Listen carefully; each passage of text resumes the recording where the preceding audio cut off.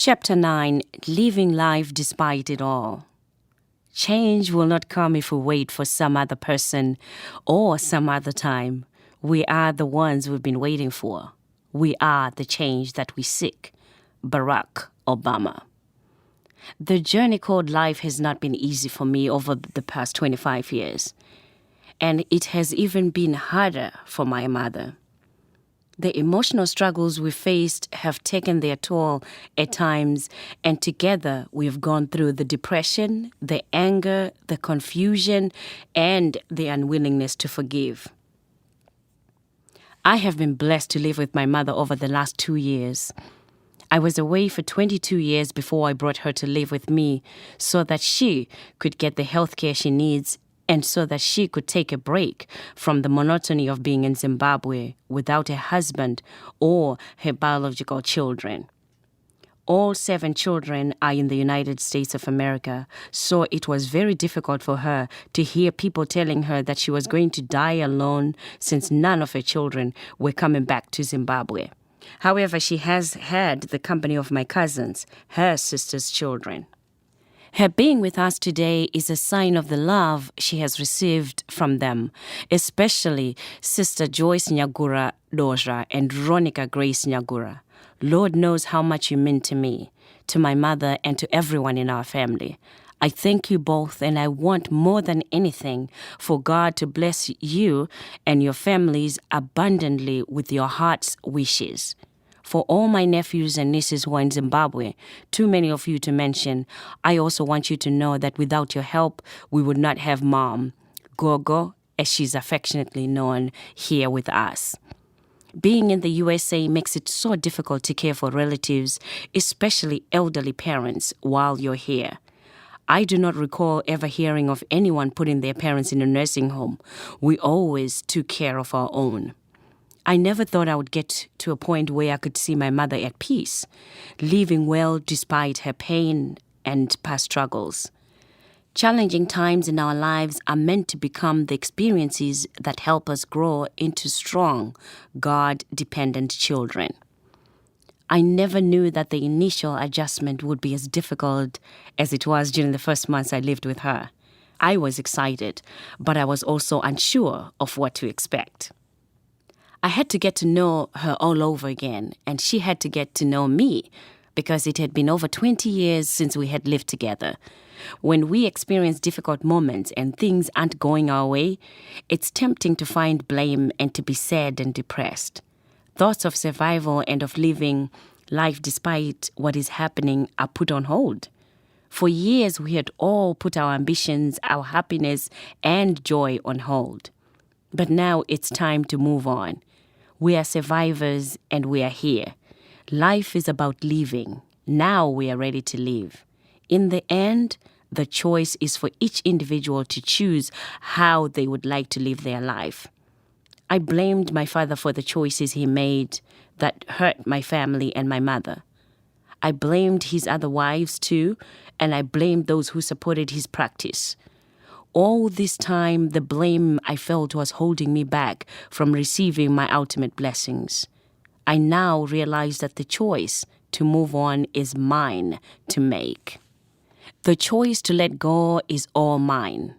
Interestingly, living with Mother, watching her dropping the emotional baggage she has carried for years and choosing to live a better life has helped me to move forward and work towards dropping my own emotional baggage.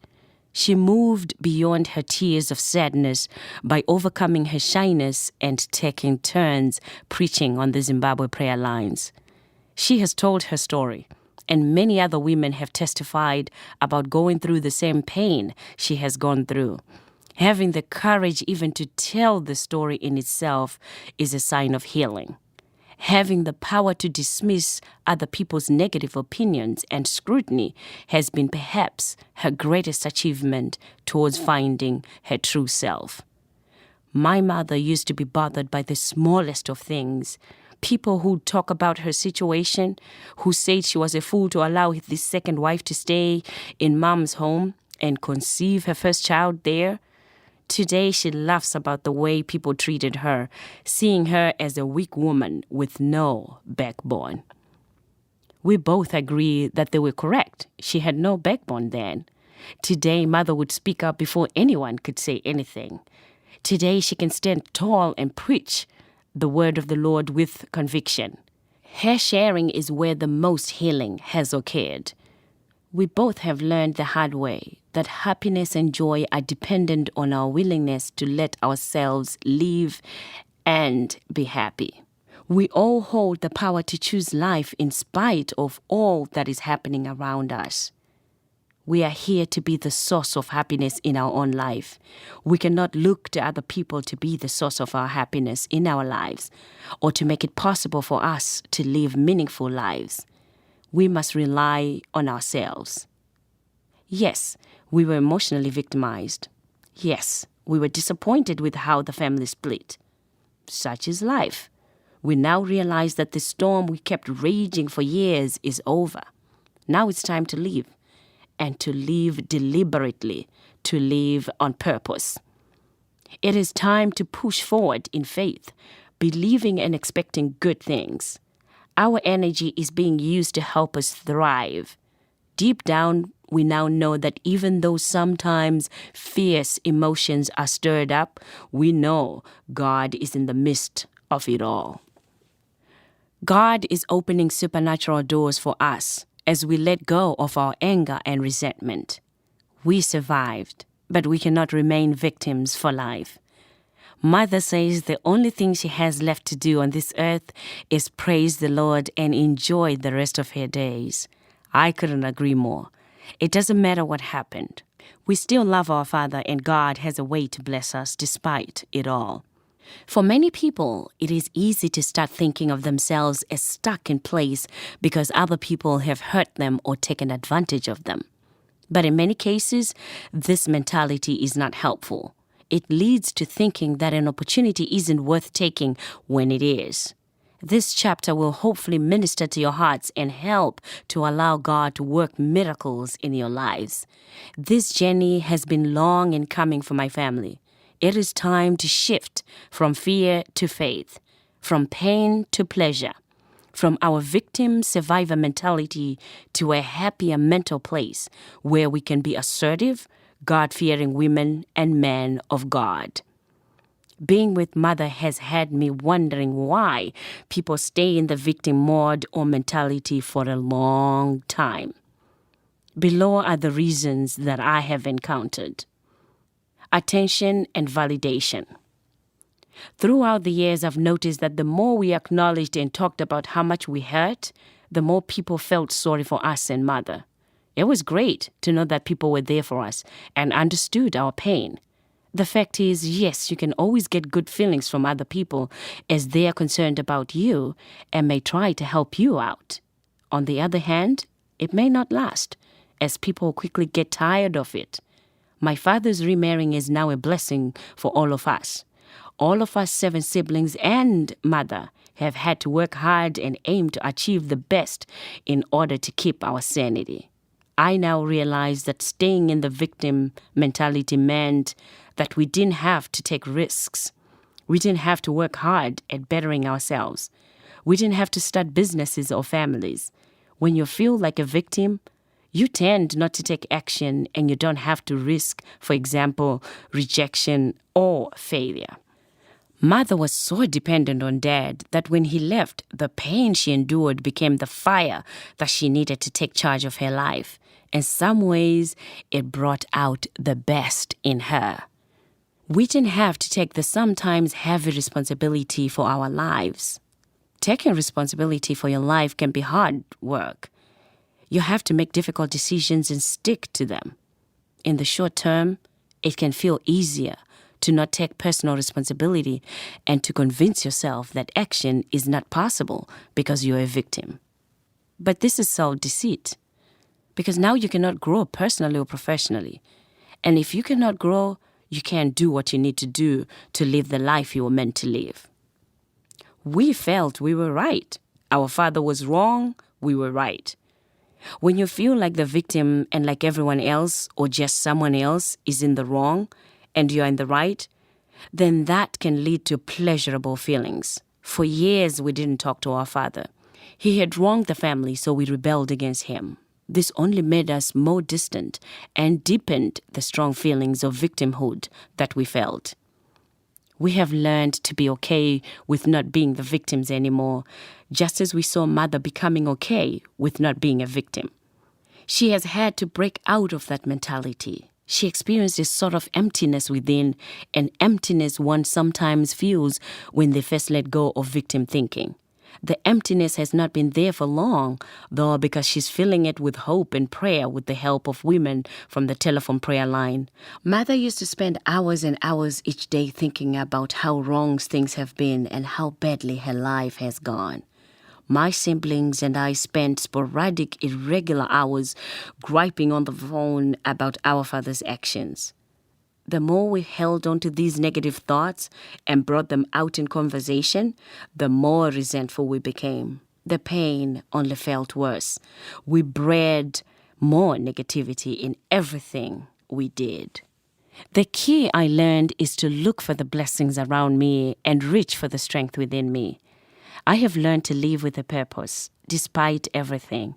This choice is open to all of us, regardless of what our circumstances are. It's time to take responsibility for our life. For years, even us children looked at Mother and wondered why she had such low self-esteem. We wondered why she allowed Father to walk all over her, let alone his second wife who, for the life of me, agreed to go destroy my mother's life and then had to do it in my mother's face.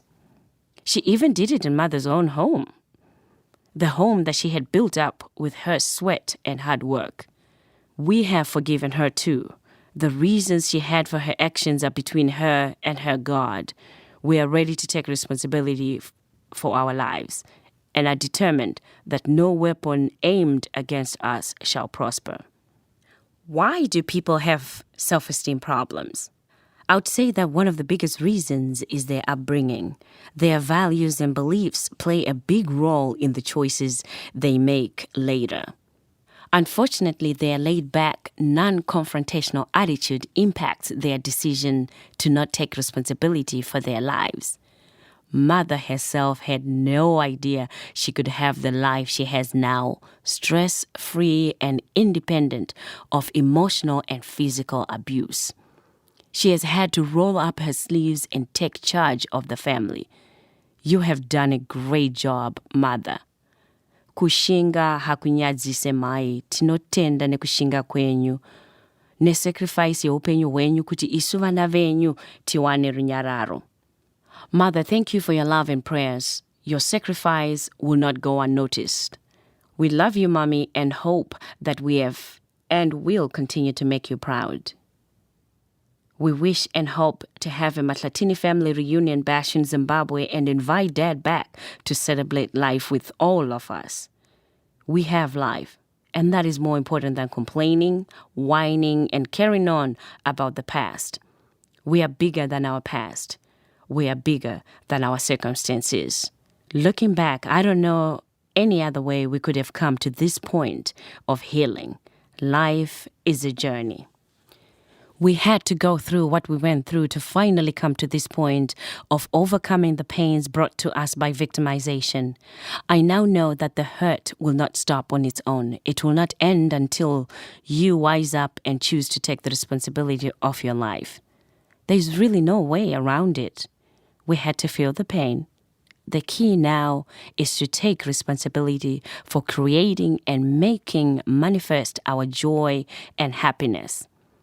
It is interesting that for years we have sat down with my siblings and vented about how we have not seen the proceeds of our hard work or benefited from the personal investments we've worked so hard to earn. We all have graduate degrees. Some of us own businesses and some have very well-paying jobs. But we could not manage to save or buy homes like other people our age have done. We just felt stuck, unable to do anything because Father hurt Mother and then left the family. And we have never been the same since. What a waste. If we could have focused on the positive things in our lives, we might have achieved more. Fortunately, the future is not carved in stone. We have learned to expect more from ourselves and not to doubt. Doing this allows us to trust the Lord to give us what He sees fit. We're in expectant joy, which is there for all those who seek it. We now realize that a major key to success, joy, and happiness in life is to be completely free of guilt, resentment, and self-pity. My desire is to inspire and motivate others to look at their lives and see what mental holds they have, if any. I wish to have them look within themselves and give everything they can to fight these inner demons so they may one day have nothing holding them back from living the lives they want. Life cannot deny itself to anyone who gives his or her all. The Bible says, "Seek and you shall find." It's time to get out of the victim mentality and set our sights on greatness. I love one song that I play a lot on my gospel motivation radio show every Sunday on www.visionsfm.com called Mumwe ne mumwe anomira zake kudenga, meaning we will all stand alone before the Lord. So we owe it to ourselves and to Him to open ourselves to living a life that is worthy. It is therefore up to each of us to take that step towards greatness. Mark 9 verse 23 says, "All things are possible to him that believeth." As written in Matthew 17 verse 23, the Bible says, "If we have faith, nothing shall be impossible." Matthew 9 verse 29 tells us, "According to your faith, so shall it be unto you." It is critical to think, speak, visualize, and take action towards what you want. Rather than speaking negatively, focusing on what is not working, and think of ways to fix it, I challenge you to practice thinking positively. It works. I will leave you with a story told in the book, The Power of Positive Thinking by Norman Vincent Peale. He talks about one boy who was frozen with fear when he was about to go on a trapeze bar. He could see himself falling to the ground, and that frightened him to death. The instructor looked at this young man and said, "Son, you can do it. Throw your heart over the bar and your body will follow." What the instructor meant was that if this young man could see himself leap over the bar, he could make himself succeed at what he had envisioned. This is true with everything else.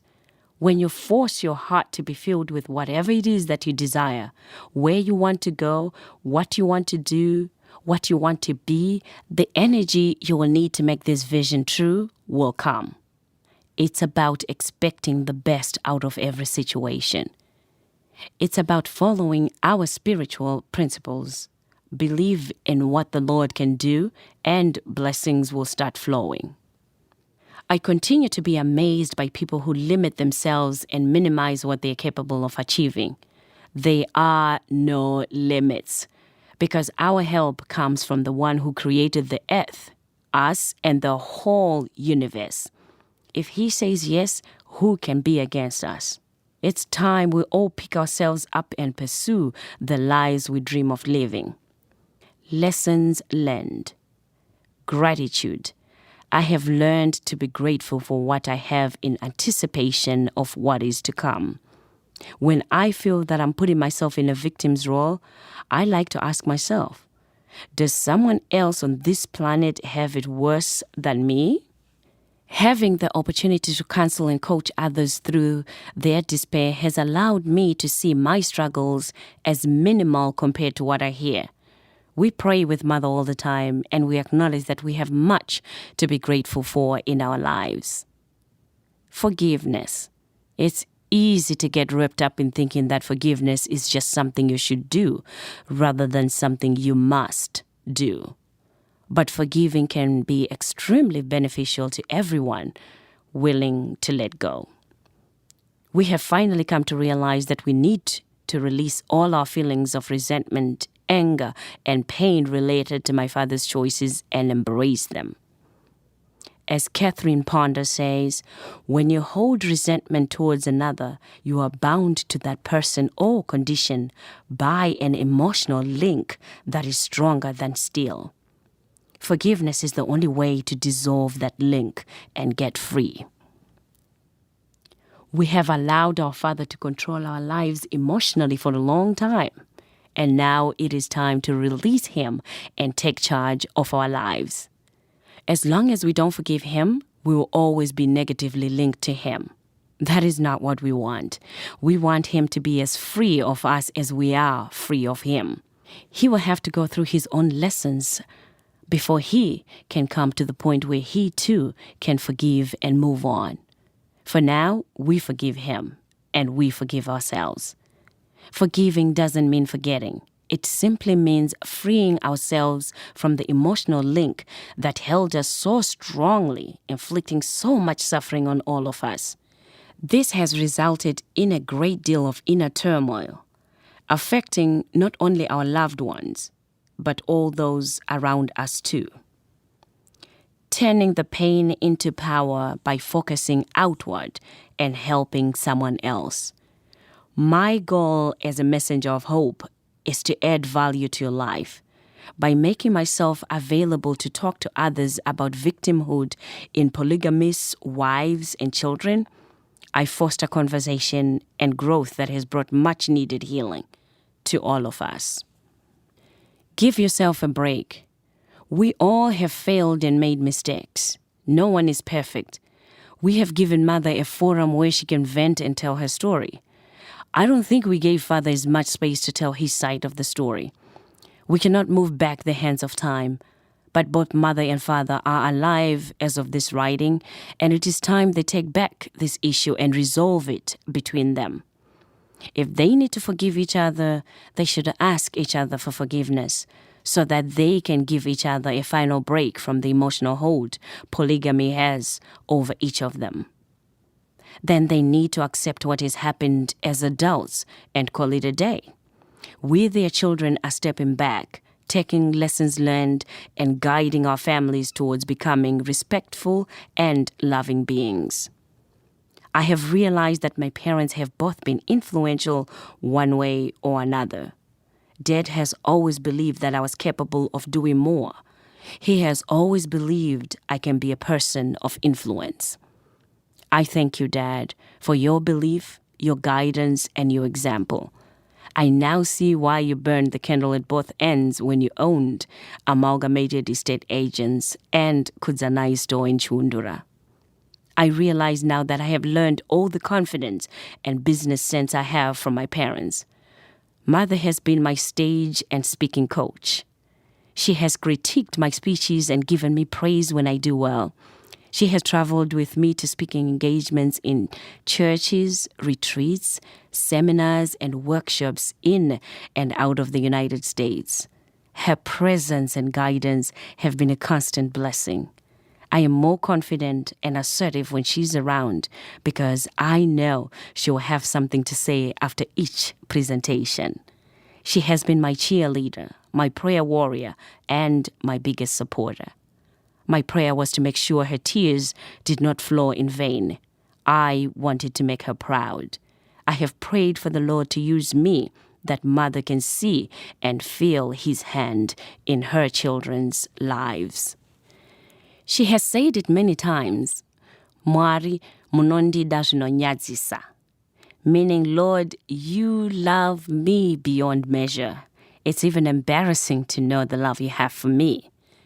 She deserves the love, happiness, joy she has worked so hard to gain back. A dose of motivation. Happiness and joy is what you get when you decide to let go and let God. Deciding to run your own race in life allows you to create the best possible life for you.